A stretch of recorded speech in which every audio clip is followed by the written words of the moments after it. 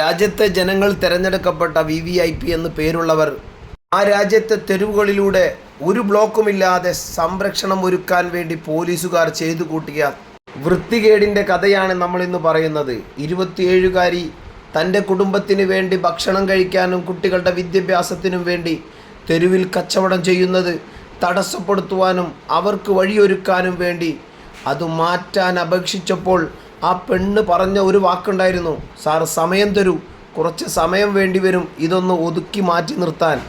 അതിന് സമ്മതിക്കാതെ ചുട്ടുപൊള്ളുന്ന വെള്ളം തൻ്റെ ശരീരത്തിലൂടെ ഒഴുകി തൻ്റെ ശരീരത്തെ സ്വകാര്യ ഭാഗങ്ങൾ പൊള്ളി നശിക്കുന്ന രീതിയിൽ ആക്കി തീർത്തെങ്കിൽ ഏമാന്മാർ ഒന്ന് മനസ്സിലാക്കുക, മാറി മാറി വരുന്ന സർക്കാരുകൾ തട്ടിക്കളിക്കാനുള്ള ഒന്നല്ല ഈ ജനങ്ങൾ. ഈ ജനങ്ങൾക്ക് അധികാരമുണ്ട്. അധികാരം കയ്യിലെടുക്കാൻ ഈ ജനങ്ങളെ പ്രേരിപ്പിക്കരുത് എന്നാണ് അപേക്ഷിക്കാനുള്ളത്.